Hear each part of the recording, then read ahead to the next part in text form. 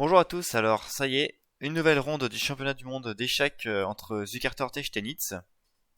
Alors dans cette partie-là, Zukertort a les blancs et Steinitz a les noirs. Et c'est parti, on va commencer tout de suite. Alors D4, D5, donc bon bah on change pas les bonnes habitudes, hein, on voit ça depuis quelques temps déjà, hein. Zukertort continue de jouer D4, C4, donc le gambit-dame, E6, cavalier C3, pour l'instant tout est normal, cavalier F6, et là E3, donc ça y est, on revient encore dans ce genre de structure avec le fou qui est un peu enfermé, là, le fou C1. On l'aime pas trop ce fou, hein, mais bon, tant pis. Et là, pas Zukertort, non, Steinitz joue C5. Donc c'est ce qu'on appelle la défense Tarrasch, donc une autre ouverture qui n'ont pas encore joué jusqu'ici. Voilà, qui est jouée à très haut niveau, hein, donc qui a été joué par Alekhine, voilà. Tarrasch, son nom, bah, ça vient du très fort joueur d'échecs Sigbert Tarrasch, qu'on va reparler voilà, d'ici quelques temps. Pas maintenant, mais voilà. On le verra parce qu'il aura joué dans un des championnats du monde. Alors, cavalier F3 de la part des blancs. Alors juste pour expliquer quand même vite fait en fait c'est quoi l'idée de la défense Tarrasch. Tout simplement c'est sur en fait si on échange ici avec les blancs, hein, par exemple on peut faire ça. Imaginons qu'on prenne là, fou prend, pion prend. Qu'est-ce qui se passe si on échange tout? Eh bien on a deux fous en fait, côté noir, qui sont très puissants. Parce que le fou C8 maintenant il a de l'air, il peut sortir. Et le fou C5 bah, il est déjà carrément sorti. Voilà, on peut jouer KC6, on peut jouer petit roc. Les noirs ils ont de l'activité. Alors que les blancs, bah eux, bah c'est pas le cas. Vous voyez, le fou C1 est toujours enfermé. Lui, il est pas encore sorti. Donc là, les noirs sont mieux. Donc en fait, c'est une erreur ici d'échanger les pions. Donc c'est pour ça qu'on n'échange pas les pions. Donc cavalier F3, donc on sort plutôt une pièce, c'est bien plus logique. Cavalier C6, donc voilà, on est dans une position très symétrique hein, jusqu'ici. Et là, le coup A3. Alors le coup A3, ça paraît un peu bizarre. On se dit, bah d'accord, à quoi ça sert quoi? Enfin, c'est une petite perte de temps. Ici, en fait, on serait plus tenté par un coup de type fou E2 par exemple. Imaginons. Sauf que là, en fait, les noirs, certainement, je pense, ils feraient la prise en C4. Alors pourquoi ils feraient la prise en C4? Eh bien, vous voyez, le fou a joué deux fois. Il a joué une fois en E2 et une fois en C4.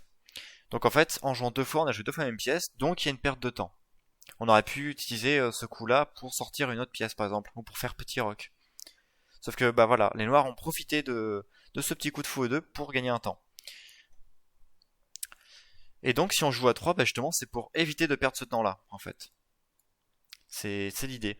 Mais bon, après, à 3, finalement, ça développe pas grand-chose, hein, on est d'accord. Hein. Mais voilà, c'était l'idée. Les noirs prennent quand même le pion. Donc, fou prend. Donc là, ça y est, ils échangent tout. Donc finalement, c'est inversé. Hein. Là, maintenant, c'est les blancs qui ont un pion isolé au centre. Pion isolé, c'est pas grave, hein, puisqu'il va supporter un avant-poste en E5. Et en plus, qui permet la sortie du fou. Et en plus, encore une fois, ça permet aussi l'ouverture de la colonne E, hein, donc on aura une tour en E1 qui va taper sur pion E6 plus tard. Donc très intéressant. Fou E7. Bon voilà, hein, il n'a pas beaucoup de cases le fou, donc il faut bien le mettre quelque part. Petit roc, voilà, normal. Fou E3. Alors fou E3, bah voilà, logique, on défend le pion D4, hein, c'est un pion isolé. Pion isolé, donc il peut pas être soutenu par d'autres pions à côté. Hein. Et ce petit pion là, il est un peu tout seul, hein, celui-là. Et donc, comme il est tout seul, bah, il faut le soutenir avec des pièces. Et dès qu'il sera suffisamment costaud, on va pouvoir utiliser des avant-postes. Donc avec cavalier E5, principalement. Alors fou D7 des noirs. Bon, fou D7 c'est un petit peu passif. Hein, on sait pas trop ce que préparent les. Enfin, si oui, on peut se dire bah ok tour C8. Hein, mais voilà, fou D7, bon bah il est pas plus actif en D7 qu'en C8. Hein. La seule idée c'est de jouer tour C8 en fait. Dame D3, bon, ok, pourquoi pas. Tour C8, voilà, donc ça devait arriver. Tour C1. Donc là, ça y est, on a déjà maintenant un petit duel de tours ici. Hein. Très intéressant. Dame A5. Alors Dame A5, attention, on contrôle toute la cinquième rangée, donc on peut pas mettre n'importe quoi. Et en même temps, on va pouvoir jouer tour D8 ici. Voilà, avec l'idée d'attaquer le pion D4. Donc c'est ça un peu l'idée. Fou A2. Alors fou A2, bon bah pareil, un peu étrange, mais certainement pour éviter en fait, parce que quand il était en C4, eh bien la tour ici pouvait potentiellement attaquer le fou, et du coup la dame était cantonnée à protéger ce fou là en C4. Et donc en faisant fou à 2, bah finalement on libère un peu la dame. Bon après voilà, c'est très pointu hein, comme truc. Hein. Bon, certainement aussi c'est pour activer la tour. Hein. On enlève une pièce de la colonne, du coup la tour elle a plus d'activité. Tour D8. Voilà, donc ça y est, on met toute la pression sur le pion D4. Tour E1. Normal puisqu'on n'a plus de pion E, donc du coup on va pouvoir installer une colonne, enfin une tour sur la colonne. Et fou 8, donc là le plan bah, c'est logique, hein. On veut absolument attaquer ce pion, hein, regardez bien, on a un cavalier qui attaque, et donc maintenant en enlevant ce fou là, on va pouvoir jouer, enfin on va pouvoir activer la tour sur le pion D4. Et pourquoi pas rajouter encore du matériel pour plus tard, hein. On pourrait carrément doubler sur la colonne D, ramener la dame, bon voilà, mais ça c'est l'idée. Fou B1, alors fou B1 attention, prépare une attaque sur la case H7, donc s'il n'y a plus de cavalier F6, si ce cavalier n'existe plus, et bien là, il y a plus de, enfin il y a mat, hein. Il y a dame prend H7, dame H8 mat, hein. Donc faut faire attention. Voilà, Steinitz joue G6, donc il bloque la diagonale. Dame E2, bon voilà, on s'enlève du vis-à-vis tour dame, hein, puisque ici la dame en fait était devant la tour et du coup le pion D4 était cloué. C'est-à-dire que là par exemple, on pouvait pourquoi pas jouer E5. Hein, on pouvait pas prendre puisque tour prend dame. Donc c'est ça l'idée. Donc au dame E2, bah du coup on libère le pion. Et là un petit coup très intéressant, fou F8, qui a pour but en fait de mettre le fou en G7. Et pourquoi le mettre en G7? Bah c'est toujours dans l'idée du plan, hein, c'est attaquer ce pion D4. En mettant en G7, on va pouvoir mettre la pression sur le pion D4. Et du coup on a un petit peu transformé notre rock, hein. À la base c'était un rock classique, avec H7, G7, F7. Et maintenant on a un fianchetto. Voilà. Fou A2. Cavalier E7, donc là maintenant on vise la case D5. Pourquoi pas, hein, avec ce petit cavalier qui peut bondir à tout moment sur la case D5. Et pourquoi pas attaquer les pièces E3 et C3. Dame D2, bon alors là c'est un coup un peu bizarre par contre, hein, parce qu'on se remet à nouveau sur le vis-à-vis tour dame. Bon, un peu étrange. Dame A6, un autre coup un peu étrange de Zukertort. Bon bah ça menace rien, hein. On tape dans le vide actuellement. Bon après ça protège le pion B7, mais enfin voilà quoi. Fou G5, attention, le fou a une belle brochette de pièces. Bon tout est protégé, hein, sauf le cavalier E7, attention. Ce petit cavalier n'est pas protégé. Mais bon, jusqu'ici tout va bien. Cavalier F5. Donc là, ça y est. On a trouvé une bonne case pour ce cavalier. On a à nouveau toute l'attaque qui se porte sur ce pion D4. Et donc voilà, on voulait pas le mettre en C6 très certainement pour pouvoir activer la tour C8. Hein. Je pense que c'était ça l'idée. Et puis quoi d'autre? Bah simplement on se rapproche du roi. Hein. Le cavalier F5 est un peu plus proche du roi G1. Et là les blancs font un coup qui est, je pense, une erreur. Alors d'après Stockfish, ça se joue toujours, mais moi je considère que c'est pas un bon coup, c'est le coup G4. Alors G4 c'est quoi l'idée? Bah ça attaque le cavalier, hein, comme indique l'ordi, mais ça affaiblit le roi. Alors quand on est dans cette position là, alors j'ai enlevé cette petite flèche là, voilà. Quand on est dans cette position là, avec H2, G2, F2, vous voyez qu'en fait il n'y a aucun moyen de rentrer dans le petit roc des blancs. C'est-à-dire qu'en fait toutes les cases ici, elles sont contrôlées par les pions ici. Tout est bien costaud, on peut pas rentrer. Il n'y a pas de case faible. Et en jouant G4, maintenant on a libéré des cases pour le camp adverse. C'est-à-dire les cases F3, F4, H3, H4. Parce que maintenant, plus aucun pion peut contrôler ces cases-là. Ce qui est dangereux. Voilà, donc pour plus tard, ça peut avoir son intérêt. Et vous allez voir que dans la suite de la partie, bah justement, ça aura son intérêt. Alors là, il y a beaucoup de tactiques. K prend D4, c'est le coup joué par Steinitz. Voilà, avec l'idée de de menacer une fourchette en F3. Bon, bien évidemment, la fourchette elle peut pas se faire, hein, puisque là il y a échange des cavaliers. Donc on fait K prend. Et là, E5. Très intéressant. On cloue le cavalier. Hein, puisque bien évidemment la tour attaque la dame. Donc c'est pour ça que bon, dame D2 c'était un peu bizarre, parce que du coup on retrouve ce vis-à-vis tour dame, alors que c'était évité en E2 quoi. Bon, c'est un peu dommage. Zukertort joue KD5, qui est un coup très intéressant. Hein, donc ouvre la colonne C et attaque aussi le cavalier F6. Voilà. Et ce KF6 est cloué, hein, regardez bien. Il y a la petite tour là comme ça en D8 qui peut être prise. Donc faut faire attention. Alors il y a d'abord un échange de tours. Comme ça. Et E prend D4. Alors là on peut compter le matériel déjà. Et on s'aperçoit qu'en fait il y a un pion noir en plus. Hein. Ce petit pion là, c'est un pion en plus. Et il peut être fort. Sauf que là vous allez me dire, bah, le pion est en prise. Hein, en un coup on fait tour prend D4. C'est ce qu'a fait en fait Zukertort ici. Sauf que c'est pas le bon coup. Alors on va voir ça ensemble pourquoi. Hein.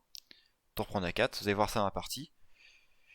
Quai prend D5. Alors là on n'a pas peur de la prise en D1, vous allez voir pourquoi.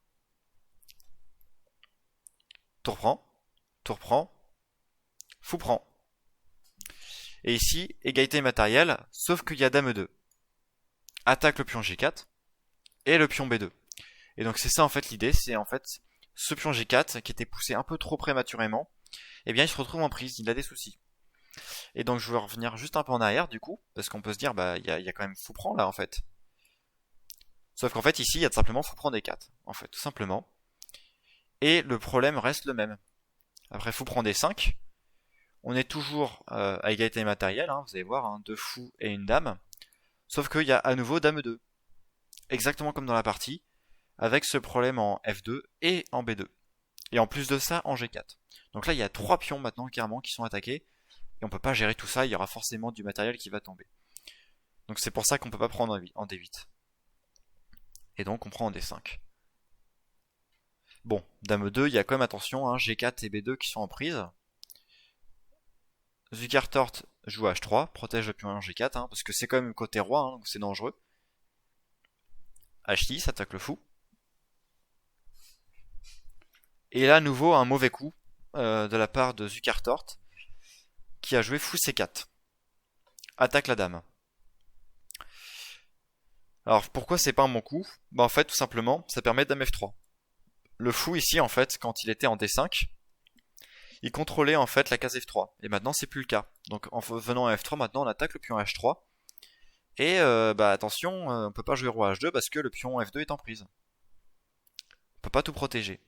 Et si les blancs jouent dame 3, ce qui a été fait dans la partie, et bien maintenant il y a dame D1 échec et maintenant c'est la première rangée qui est affaiblie comme ça. Donc roi H2, hein, forcé. Et fou C6. Et maintenant, qu'est-ce qui se passe? On a une magnifique diagonale ici. Hein. On va même carrément la mettre en rouge. Oula. Voilà. Et on menace quasi-mat en fait. On voit que le roi H2, bah, il est un peu dans la fraise là. Enfin, je sais pas comment dire ça, mais il est un peu à l'ouest quoi. C'est très dangereux de jouer ça. Voilà. Alors le coup à jouer du coup à la place de fou C4, ça aurait été plutôt un coup comme fou E3. Hein. Le fou est attaqué, hein, évidemment. Alors ici, si on prenait en H6 avant, fou prend, dame prend, on pourrait se dire, bah, on gagne un pion, sauf qu'en fait, ça marche pas du tout. Hein. Il y a dame D1 échec, et en fait, on récupère le fou en D5. Donc ça marche pas, il faut reculer en E3. Et ici, en fait, après fou prend B2, le seul coup, c'est dame B1, avec l'idée, en fait, très subtile de manger ce pion G6, puisque regardez bien, on peut pas prendre, hein, c'est cloué. Donc, il faut protéger comme ça, en H7, hein, sachant que le pion H6 était aussi en prise. Et là, en fait, tout simplement, je pense, fou prend B7, et niveau matériel, c'est égal. Normalement, ça fait match nul ici. Voilà. Malgré cette petite faiblesse en G4, ça suffit pas, en fait, dans cette position. Le fianchetto ici, du coup, est relativement puissant. Il n'y a pas moyen de rentrer, en fait, avec les noirs. Donc, normalement, ça tient. Voilà. Mais tant pis, fou C4, dame F3, du coup. Dame E3, dame D1 échec, roi H2, fou C6. Et là, fou E7. Fou E7, bon bah très bizarre, hein, on sait pas trop pourquoi fou E7. Enfin, si oui, il était attaqué, d'accord, mais bon. On aurait pu se dire pourquoi pas le mettre en F4 pour protéger la diagonale. Parce que là, comme vous allez voir, il va y avoir le coup fou E5, échec. Magnifique. Et là, je vous laisse chercher, comment dire, le coup enfin la suite de coups plutôt, qui permet de gagner avec les noirs si les blancs prennent ce fou en D5, en E5 pardon. Voilà, je vous laisse chercher, hein, n'hésitez pas à mettre sur pause. Regardez qu'est-ce qui se passe si on fait dame pour E5. Voilà, donc on va continuer la partie. Je vous montre ce qui se passe hein, sur dame pour E5. Et bien ici on fait dame H1 échec, roi G3, dame G2, roi H4, et là on fait dame prend F2. Échec, hein. Et puis ici en fait le seul coup c'est dame G3, tout simplement. C'est le seul coup. Sauf que ce coup-là a un gros problème, c'est que sur G5 en fait, échec, eh bien en fait le roi est obligé de bouger, et du coup on va perdre la dame en G3, elle peut pas être protégée. Hein, si on fait roi H5, il y a dame prend G3. C'est ça l'idée. Et même si on sacrifie le fou, hein, ça suffit pas, hein, on va quand même devoir donner la dame. Voilà. Et si au lieu de venir en H4, on venait en F4, il y avait dame prend F2, échec et mat. Hein, regardez bien, toutes les cases sont contrôlées. C'est une boucherie, comme on dit.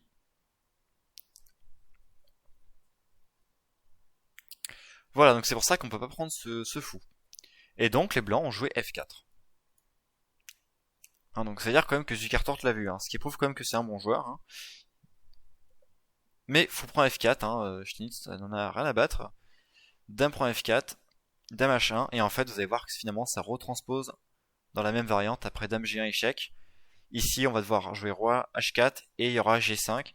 Pas tout de suite, attention, il faut d'abord faire échec en E1.